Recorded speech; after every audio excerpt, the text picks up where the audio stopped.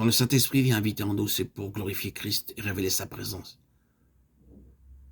Dans la description que nous fait l'apôtre Paul de la vie du croyant encore asservi à la loi et qui cherche à accomplir, il nous signale dans l'Épître aux Romains 3 états d'âme que caractérisent bien ces 3 mots qui sont la chair, l'effort, la captivité. La chair, je suis charnel vendu au péché, le bien n'habite point en moi, c'est-à-dire dans ma chair. Romains 7, 14, 18.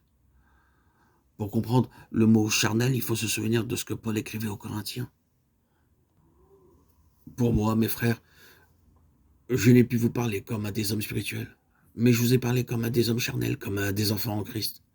Je vous ai donné du lait à boire et je ne vous ai pas donné de viande, car vous n'étiez pas en état de la supporter. Même présentement, vous ne pouvez pas encore parce que vous êtes encore charnel. Car puisqu'il y a parmi vous de l'envie, des dissensions et des partis, n'êtes-vous pas charnel et ne vous conduisez-vous pas à la manière des hommes? 1 Corinthiens 3, 1, 3.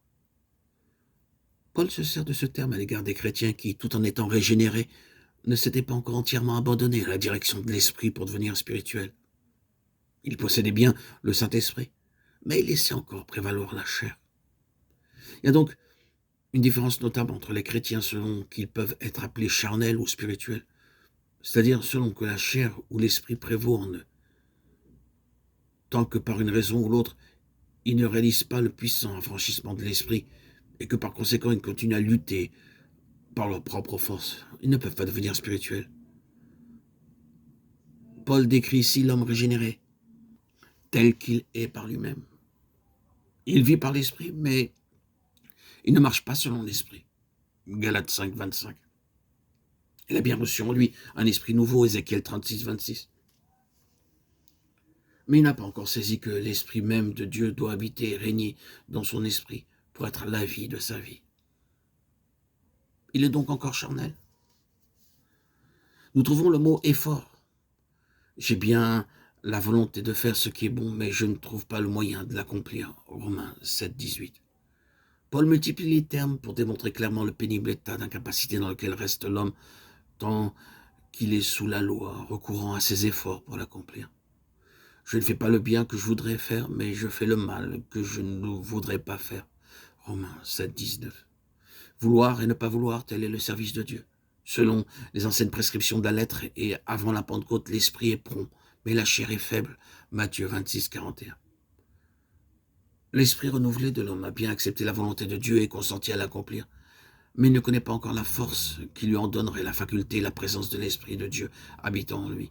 Pour ceux au contraire qui savent ce que c'est que de vivre par l'Esprit, Dieu produit en eux le vouloir et le faire, Philippiens 2, 13. Ces chrétiens peuvent dire « Je puis tout par Christ qui me fortifie », Philippiens 4, 13. Ceci ne devient possible que par la foi et par le Saint-Esprit.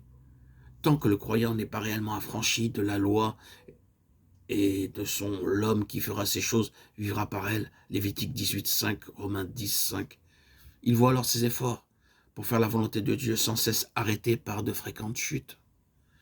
Il pourra bien intérieurement faire ses délices de la loi de Dieu, mais toujours, il manquera de force pour l'accomplir. Ce n'est qu'en se soumettant à la loi de la foi qu'on peut vivre et faire ces choses. Romains 10, 5.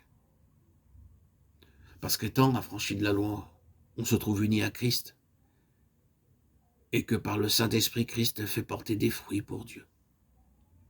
Romains 7, 4.